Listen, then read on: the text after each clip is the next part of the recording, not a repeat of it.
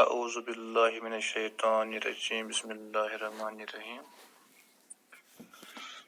پیارے بچوں، السلام علیکم ورحمۃ اللہ وبرکاتہ۔ امید ہے کہ آپ سب خیریت سے ہوں گے۔ آج ہم پھر کلاس پنجم مضمون اردو موضوع دوستی۔ پیارے بچوں، احمد اور ندیم کی کہانی ہم پڑھنے جا رہے ہیں۔ صفحہ نمبر 33 اور 34 پر جو ہم نے پڑھا، اس میں ان کی گہری دوستی کے ساتھ ایک جماعت، ایک سکول میں پڑھنا، اچانک ایکسکرشن جانے کی تیاریاں، پکوان گھر سے تیار کر کے لانا، سکول کے باہر بسیں کھڑی، سب بچے بسوں میں بیٹھ کر پہلگام کی طرف روانہ، اور پہلگام کو پہلی بار اپنی آنکھوں سے دیکھنا۔ یہاں تک ہم نے کہانی سنائی تھی۔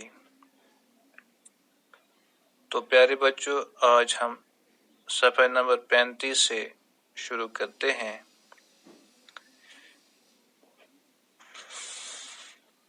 تھوڑی دیر گھومنے کے بعد سب لڑکے کھانا کھانے کے لیے ایک جگہ جمع ہوئے۔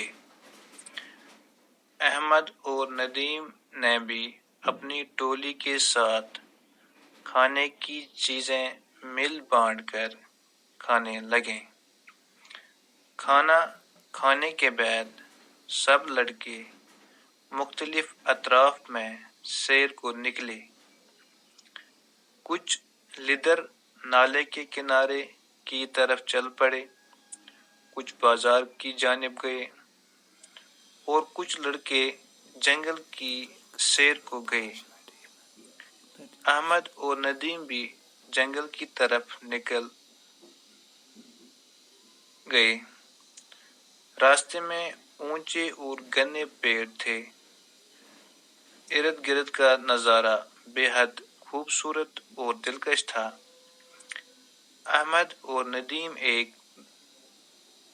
ایک دوسرے کا ہاتھ تھامے ساتھیوں کو پیچھے چھوڑ کر آگے نکل گئے۔ انہیں اس بات کا خیال ہی نہ رہا کہ وہ گھنے درختوں اور جھاڑیوں میں سے گزرتے ہوئے بہت دور نکل گئے۔ اچانک انہیں ایک خوفناک آواز سنائی دی۔ جنگل کی خاموشی میں اس آواز نے دونوں کو ڈرا دیا۔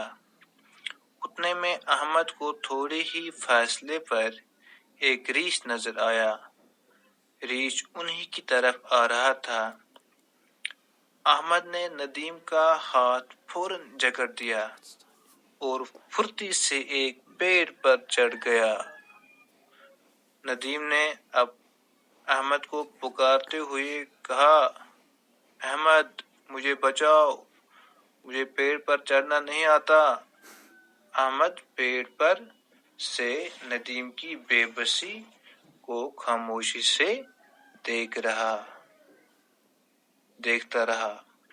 ندیم کو گھبراہٹ میں اور کچھ نہ سوچا وہ زمین پر لیٹ گیا، آنکھیں بند کر کے اپنی سانسیں روک لی۔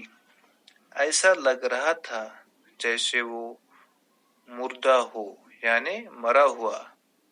ریچھ نے قریب آ کر ایک لمحہ یعنی کچھ پل کے لیے اسے سونگھا اور آگے بڑھ گیا۔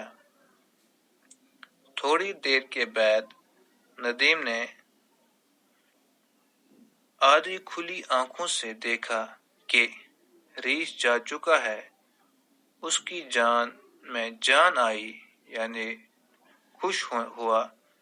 وہ کپڑے جھاڑتے ہوئے اٹھ کھڑا ہوا اور احمد کی طرف دیکھنے لگا۔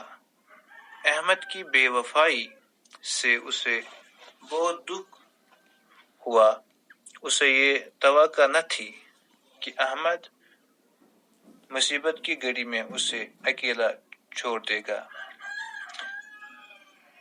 احمد نے جب دیکھا کہ ریچھ جا چکا ہے تو وہ پیڑ سے نیچے اتر آیا اور ندیم سے کہنے لگا، شکر ہے کہ بچ گئی، لیکن یہ تو بتاؤ کہ ریچھ تمہارے کان میں کیا کہہ رہا تھا؟ ندیم نے مسکرا کر بولا، ریچھ مجھ سے کہہ رہا تھا، دوست وہی جو مصیبت میں کام آئے۔